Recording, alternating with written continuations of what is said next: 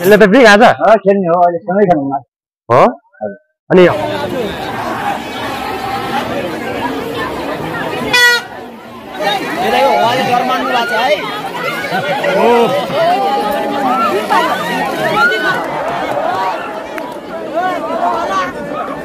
यति बेला यो पानी परेर है बिजोग छ बिहानैदेखि वेदर चाहिँ सफा थिएन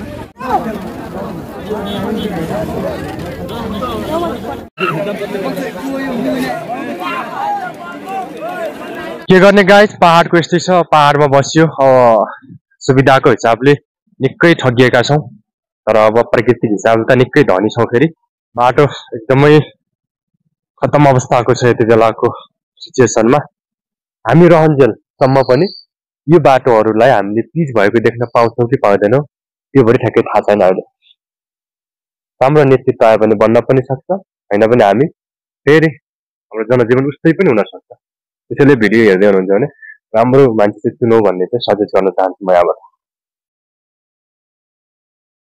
hello everyone welcome back to new भिडियोमा हजुरहरूलाई सबैलाई चाहिँ वेलकम छ आज म मेला जाँदैछु जो साना कुमाग भन्ने मेला रहेछ रोल्पा रुकुमको मान्छेहरू त्यहाँ धेरै देख्न सकिन्छ सल्यान र रोल्पाको सीमा क्षेत्रमा हो समथिङ मेला सो त्यो ठाउँमा म पहिले पनि गएको छु र यो पटक पनि म जाँदैछु अब वर्षमा एकचोटि आउँछ मेला गइहालौँ रमाइलो हुन्छ साथीभाइहरू सबै भेटिन्छ भनेर जान थालेको त्यो मेला बसारे चौर पनि भन्छ है हामीले सो त्यो मेलामा जाँदैछ आजको विशेष भिडियो भ्लग चाहिँ मेलामा रहनेछ आज खासमा हामी चाहिँ दाजुभाइ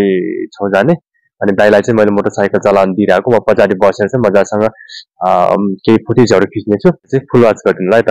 ओके लेट्स गो गाइस हामी अब मेला जानलाई रेडी भइसकेको छ मोटरसाइकल ढाकिएको कभर चाहिँ निकाल्न थालेको त्यसपछि अब हामी यताबाट भएर ठ्याक्कै आज हामी जाने मेला चाहिँ यताको है यो ठ्याक्कै यो धुरी छ नि जो देख्न सक्नुहुन्छ हजुरहरूले हो यो धुरीको मुनि चाहिँ हामी जाने मेला खासमा हामी चाहिँ अब घरबाट चाहिँ हेरिसकेको छ यहाँनिर चाहिँ अलिकति चिप्लो छ बाटो सानो छ त्यो भएर मैले म चाहिँ बाइकमा चढेन म आज पछाडि बसेर विशेष भ्लग बनाउने छु अगाडि चाहिँ मेरो दाइले चलाइरहेको अवस्था हो मोटरसाइकल गाइस म घरदेखि केही तलसम्म आइसकेको छु भन्दा पनि हामी आइसकेको छ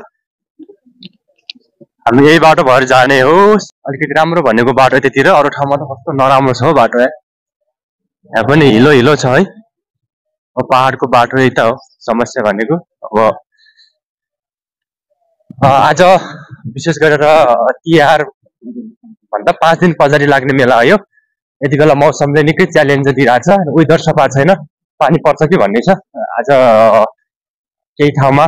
मौसमविदका अनुसार कर्णाली प्रदेश अनि सुदूरपश्चिम प्रदेश अनि लुम्बिनीको हिमाली भेगतिर चाहिँ आज पानी पर्ने अनि लुम्बिनीको त हिमाली भेगतिर अलिकति हिमपात गर्ने नै भनेको छ त्यसैले आज मौसम सफा त छैन त्यही पनि मेला चाहिँ गइदिउँ न त अब वर्षमा एकचोटि आउने मेला हो पानी परे पनि ठिक छ फर्क्यौला भन्ने छ अब यो समय भनेको अलिकति मेलाहरू लाग्ने समय हो तपाईहरु पनि मेला त जानुहुन्छ होला यो तिहार पछाडिको टाइम भनेको मेला महोत्सवको सिजन हो सो आज बसारे चौरको मेला धेरै वर्ष पछाडि चाहिँ त्यहाँ खेलकुद कार्यक्रम भएको कस्तो मेला चाहिँ देख्छ आज कतिको भिडभाड देख्न सकिन्छ हेरौँ आज अलिकति वेदर चाहिँ सफा छैन सो त्यसैले त्यति मान्छेको भिडभाड देखिन्न कि भन्ने खालेको एक्सपेक्टेसन चाहिँ छ हेरौँ मान्छेहरू धेरै पनि हुन सक्छ गाइस हामी खोलो तर्दैछ है खोलो तरिसक्यो ठ्याक्कै यताको बाटो हामीले छोडिसक्यो है यता चाहिँ दाङ जानलाई झ्याम जानलाई हो यो बाटो चाहिँ रुकुमतिर सल्यानतिर पनि जान्छ सो त्यसैले अब सल्यानको सीमा क्षेत्र भनेपछि उतातिर लाग्ने मेला भएको हुनाले हामी त्यही जान्छ के मजा आएको छ यार यहाँ घट्टहरू पानी घट्टहरू अब लोप भइसक्यो एउटा गीतको याद आयो के जीवन सजिलो कहाँ छ र गीतको याद आयो जीवन सजिलो कहाँ छ र हरेक बाधा झेल्नु पर्छ तिर सानो सानो गाउँ छ है सानो सानो गाउँ छ मेरो रुद्रपुरको गाउँमा ओ यहाँनिर त पुल बनेछ त यार नयाँ पुल बन्यो रहेछ झोलङ्गे पुल सानो सानो घर छ मेरो रुद्रपुरको गाउँमा गोरे बाबु भन्दै मलाई बोलाउँछन् त्यो ठाउँमा नामले पाको कामले पाको कामी दाइको छोरो नलाउ माया नखाऊ कसम मनै साइली ए साइली मसँग जान्छौ र मैले छोको खान्छौ ए साइली मसँगै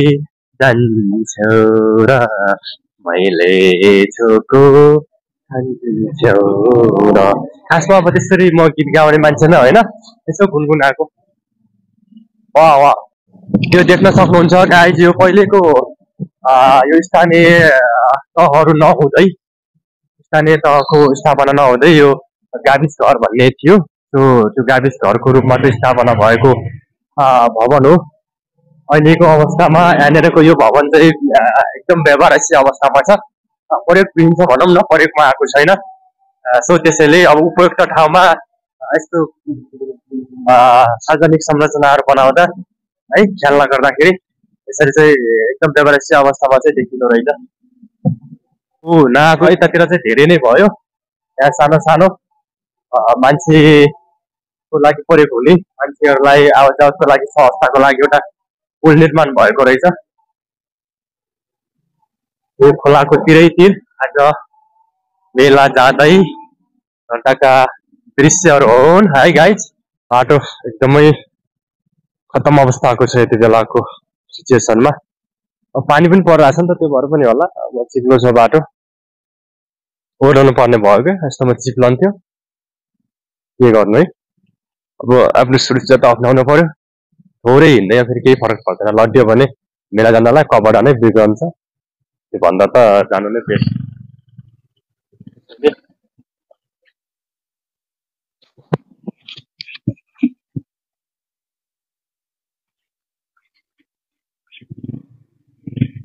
बाटो समस्या छ यता जङ्गल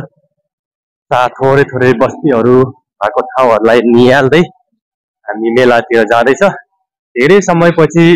यो ठाउँमा आयो म अब अहिले नौलो लागिरहेको छ ठाउँ पटक पटक हिँडेको ठाउँ हो तर पनि धेरै समयसम्म नहिँड्दा फेरि त्यही ठाउँमा आइपुग्दा फेरि नौलो नै लाग्दो रहेछ के गर्ने गाइस पहाडको यस्तै छ पहाडमा बस्यो सुविधाको हिसाबले निकै ठगिएका छौँ तर अब प्राकृतिक हिसाबले त निकै धनी छौँ फेरि के गर्ने बाटो यस्तै बाटो हो अब त्यसैले हिँड्नुपर्छ जुत्तालाई यसरी बचाउन पर्छ है हिलो छ के पानी पनि पर्यो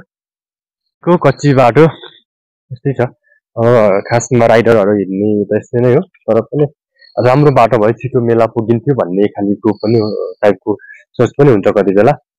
त्यसैले अब हामी सुविधाको हिसाबले निकै ठगिएका छौँ अझै पनि यो ठाउँमा हामी रहन्जेलसम्म पनि यो बाटोहरूलाई हामीले पिच भएको देख्न पाउँछौँ कि पाउँदैनौँ त्यो पनि ठ्याक्कै थाहा छैन अहिले राम्रो नेतृत्व आयो भने बन्न पनि सक्छ होइन भने हामी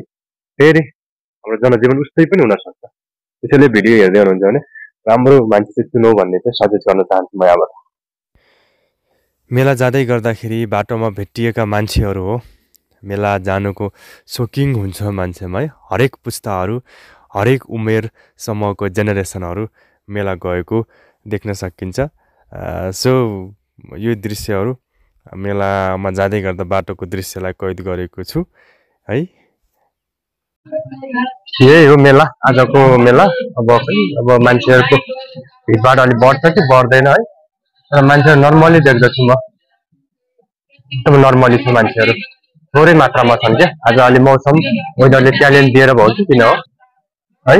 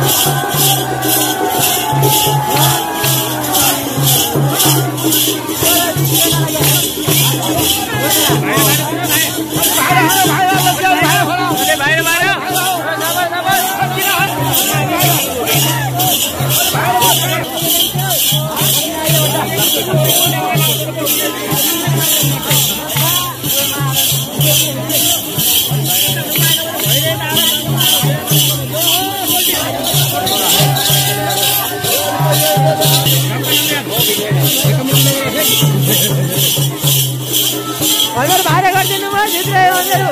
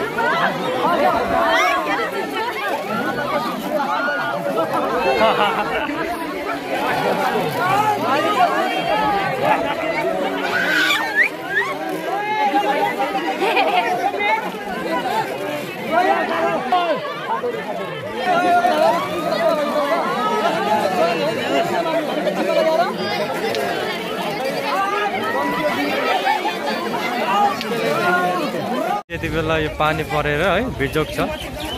बिहानैदेखि वेदर चाहिँ सफा थिएन।